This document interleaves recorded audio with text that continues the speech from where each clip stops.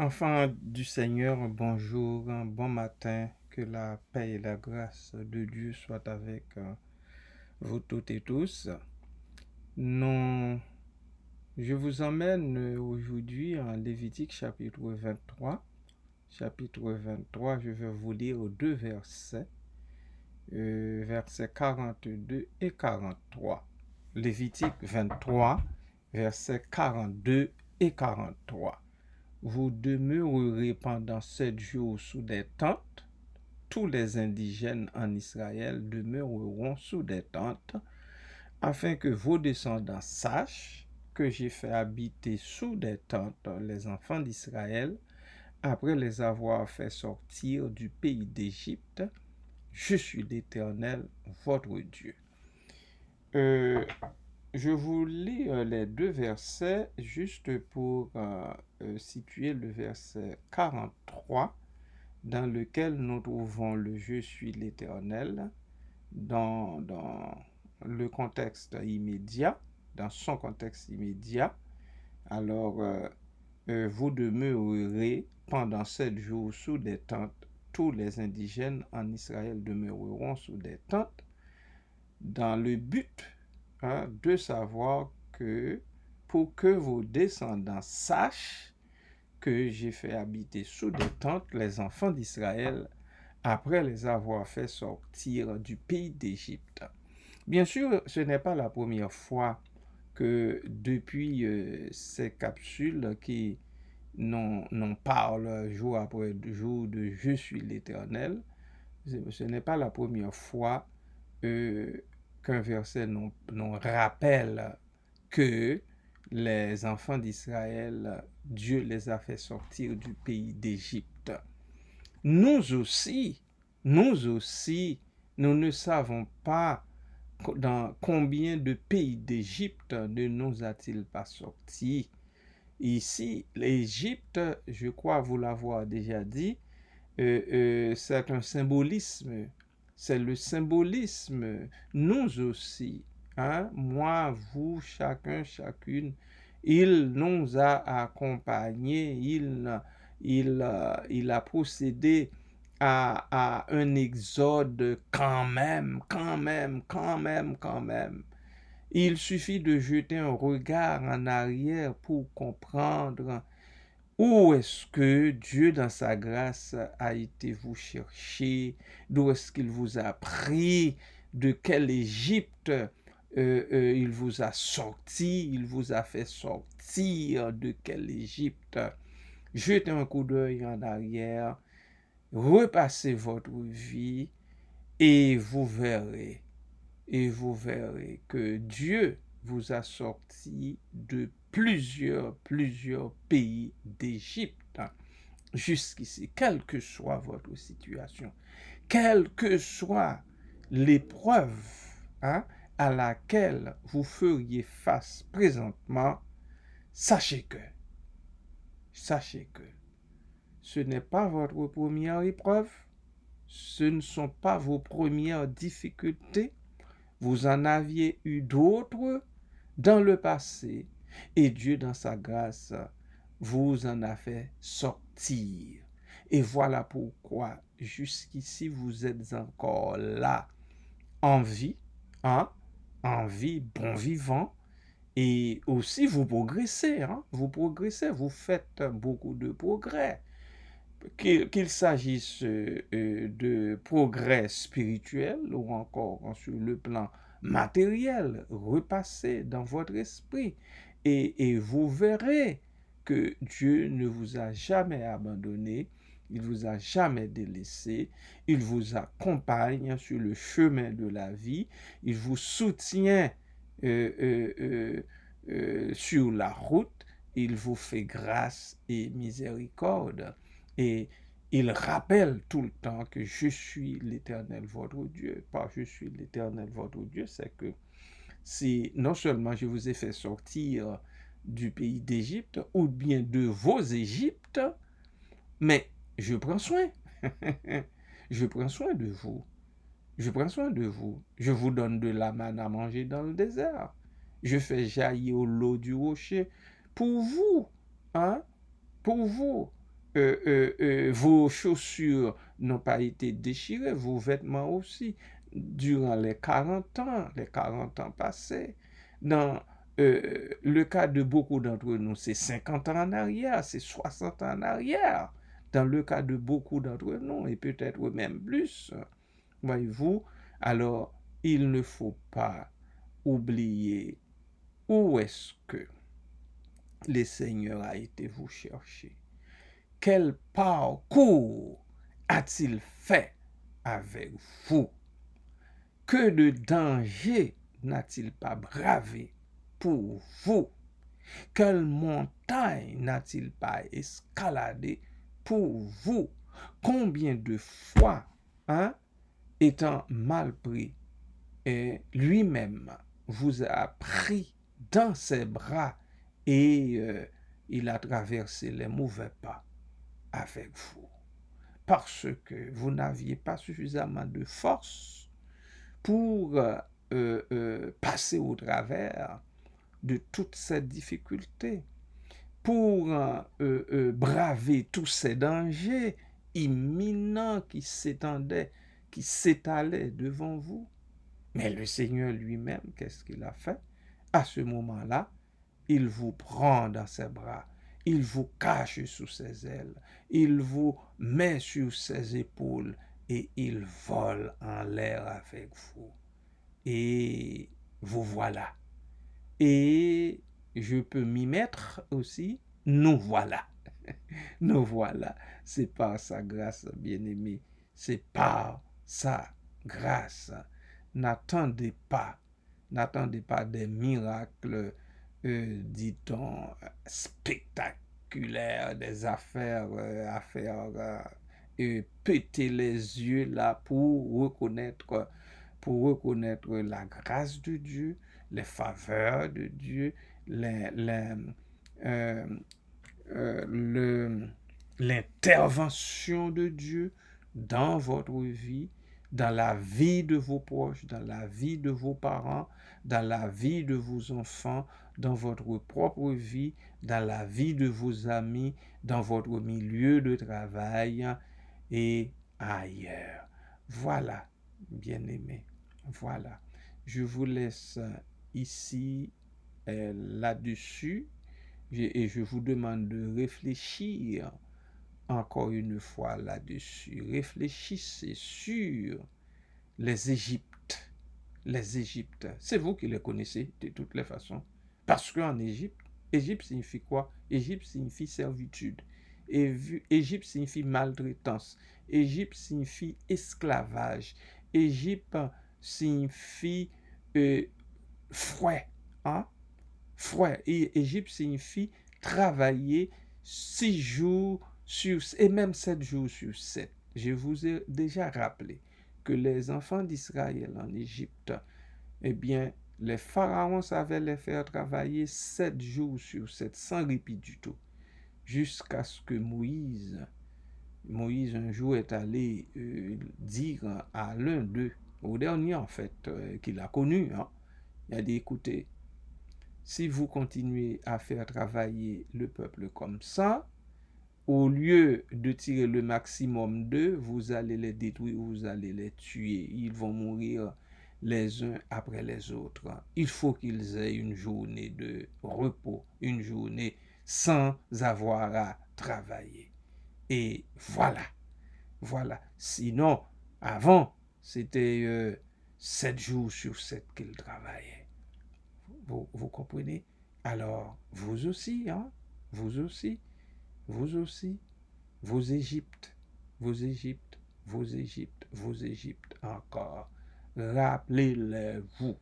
Rappelez-vous vos Égyptes, tous vos Égyptes, toute la maltraitance, les malhonnêtetés, les coups bas reçus. Hein? Écoutez, d'une façon ou d'une autre, on peut me dire, mais l'esclavage n'existe plus. Mais je vous dis tout de suite, arrêtez-moi ça. L'esclavage ne fait que le changer de visage. Je sais ce que je vous dis. Et moi aussi, je l'ai connu. Je l'ai connu. Et vous aussi, vous le connaissez. D'accord? Que le Seigneur vous aide, que le Seigneur vous ouvre les yeux, que le Seigneur vous visite, que le Seigneur vous soutienne, que le Seigneur vous console. Que le Seigneur vous console, que le Seigneur vous console encore. Qu'il soit avec vous à jamais. Amen.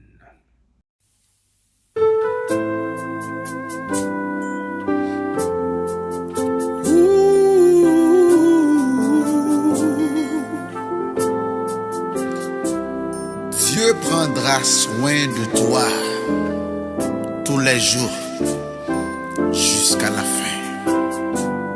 Amen. Sois sans alarme et sans frayeur, Dieu prendra soin de toi. Il est ton Père et ton Sauveur, Dieu prendra soin de toi. Dieu prendra soin de toi dans le chemin jusqu'à la fin. Il prendra soin de toi tous les jours jusqu'à la fin.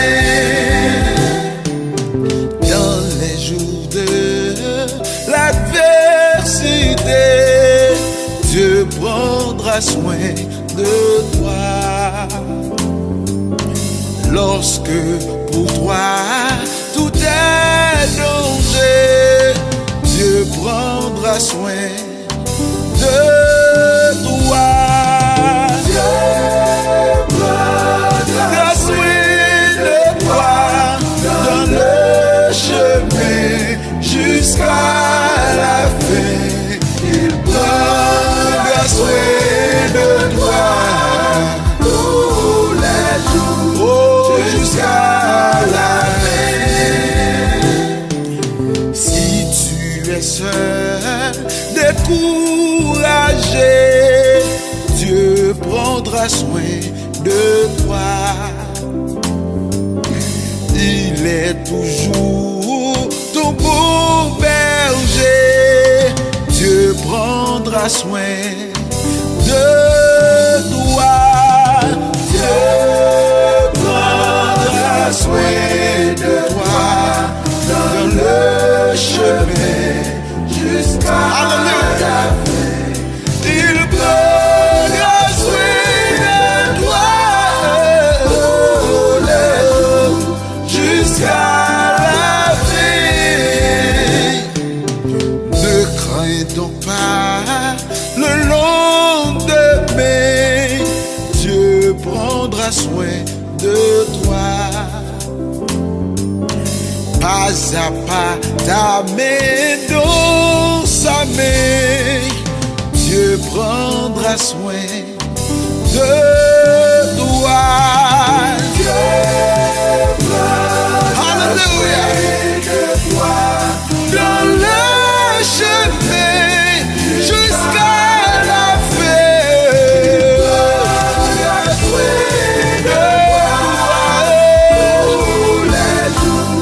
Jusqu'à la fin. Hey!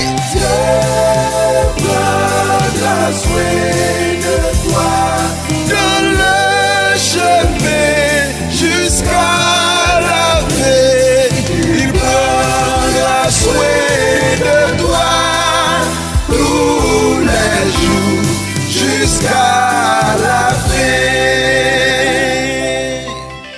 Hallelujah.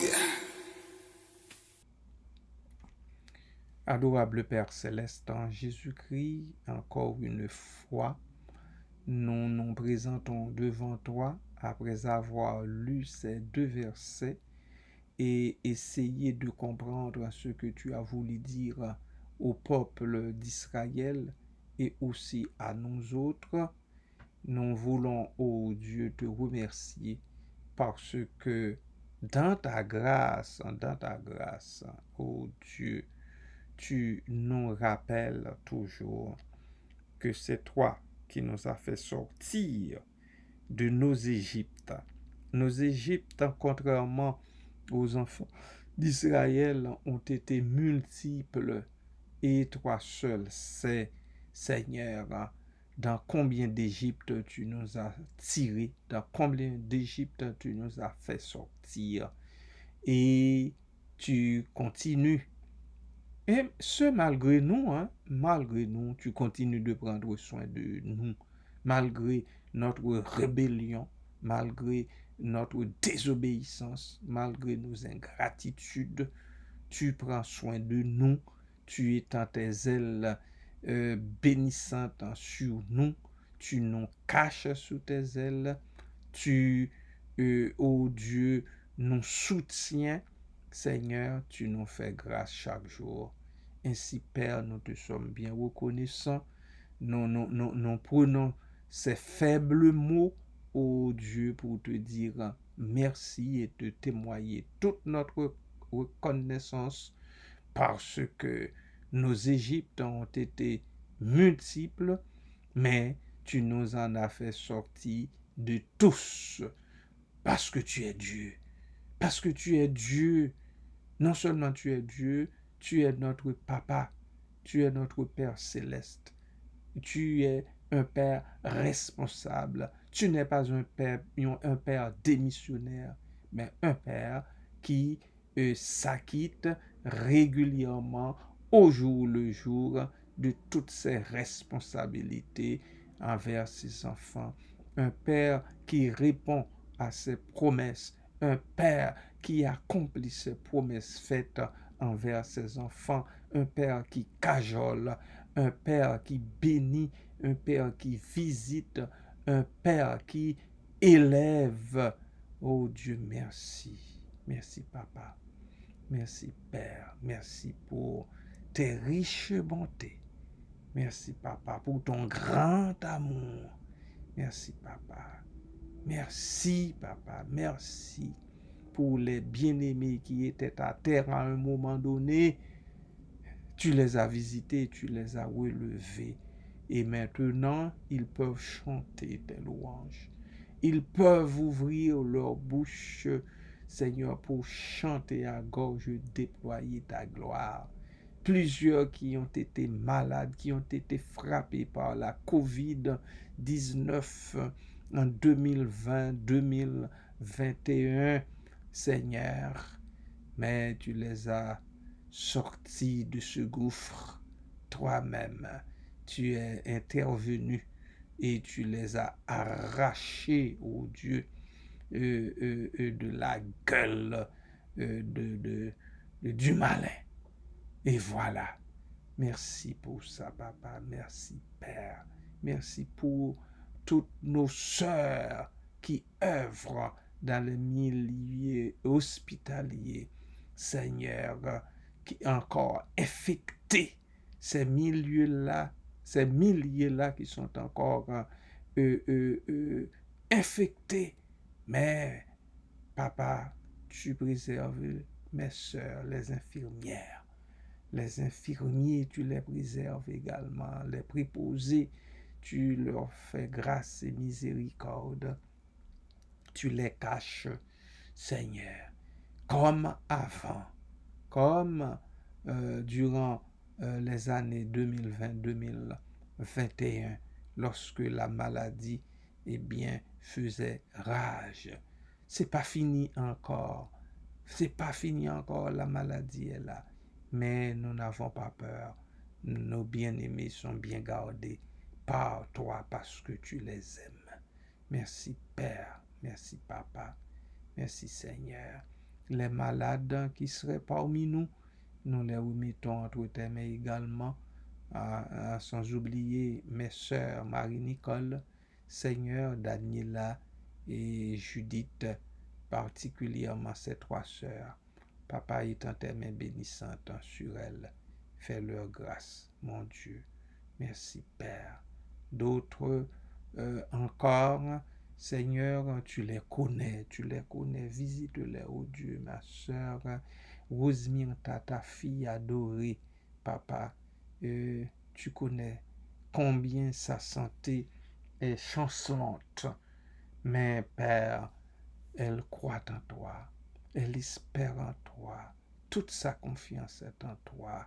Pour en aller mieux, nous aussi, nous nous joignons à elle pour te prier, invoquer ton Saint-Nom et nous attendre, Seigneur, à ta libération, à ton intervention, Seigneur, et aussi à son élargissement. Merci Père, merci Papa, merci Seigneur, merci Jésus. Béni soit ton Saint-Nom, ô Dieu. Béni soit ton Saint-Nom. Que ceux-là, celles-là, ô Dieu, qui ne se sentent plus capables d'avancer, qui sont découragés, Seigneur, à cause des attaques répétées de l'ennemi qui œuvre dans l'ombre, Papa, soutiens-les. Soutiens-les, Papa. Ouvre leurs yeux. Qu'ils sachent, ô Dieu, qu'en toi, il y a la vie, il y a l'espérance, il y a l'amour qui les attend, il y a la paix, il y a la joie. Merci Père, merci Papa. Qu'ils continuent, ô Dieu, de garder leur sourire, que la joie du salut ne leur soit pas enlevée. Accorde-leur ta grâce et ta paix. Merci Père, merci Papa. Et c'est dans le nom précieux de Jésus-Christ de Nazareth, Fils de Dieu, Fils de Marie et de Joseph. Merci Père, que je t'adresse cette prière. À toi toute la gloire à jamais. Amen. Amen.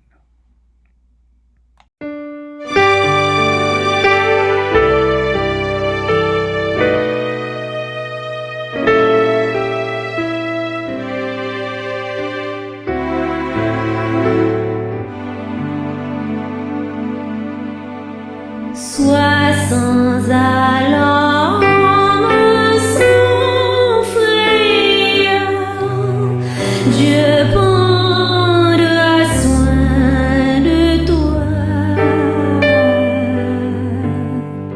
Il est ton Père et ton Sauveur, Dieu prendra soin de toi. Dieu prendra soin de toi dans le chemin jusqu'à la fin.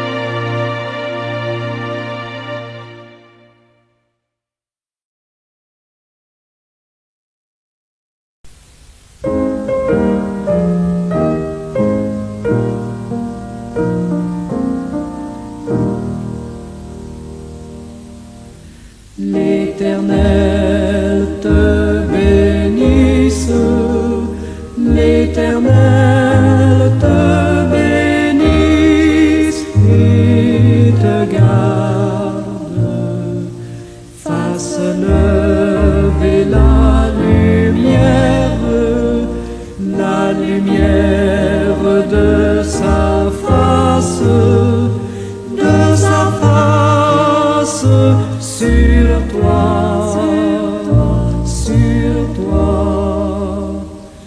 use de grâce envers toi et te donne la paix, et te donne la paix.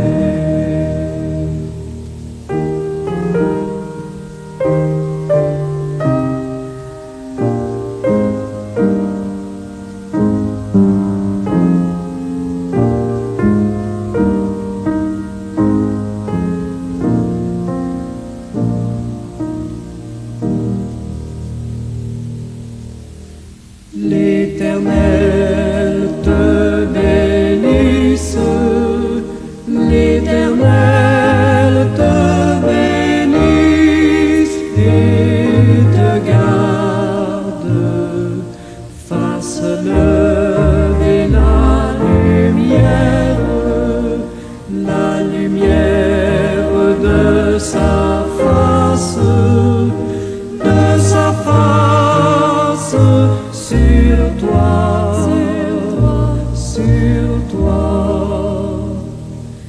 use de grâce envers